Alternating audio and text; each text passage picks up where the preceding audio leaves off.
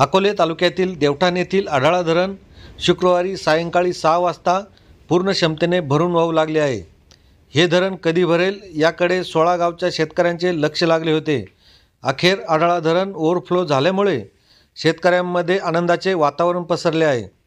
धरणातून 40 क्युसेक वेगाने पाण्याचा विसर्ग सुरू आहे.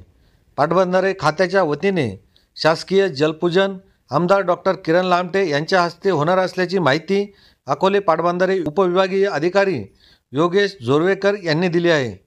सन 1975 मध्ये पूर्ण झालेल्या आढाळा धरणाची साठवण क्षमता 1060 दशलक्ष घनफूट आहे.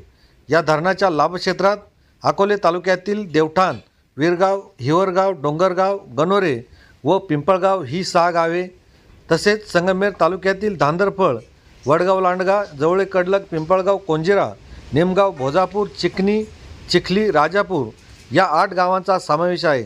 याशिवाय सिन्नर तालुक्यातील नळवाडी व कासारवाडी ही 2 गावे असे एकंदर 16 गावांच्या शेतीच्या पाण्याचा 1 वर्षासाठी प्रश्न मिटला आहे. याशिवाय गणोरे 5 गाव परिसर आणि चिखनी 4 गाव परिसर व शमशेरपूर 4 गाव परिसर आणि देवठाणसह 3 गावे या गावांना पिण्यासाठी नळ पाणी पुरवठा योजना धरणातून जलजीवन मिशन अंतर्गत राबविण्यात येत आहे. यामुळे या धरणाकडे लाभ क्षेत्रातील शेतकऱ्यांचे लक्ष लागून होते. या जलपूजनासाठी पाटबंधारे खात्याचे अधीक्षक अभियंता बाळासाहेब शेटे, कार्यकारी अभियंता स्वप्नील काळे, गणोरे पाटबंधारे शाखा अभियंता रजनीकांत कवडे आदी उपस्थित राहणार आहेत. टीव्ही न्यूज नेटवर्कसाठी प्रतिनिधी शिवाजी पाटोळे, देवठाण.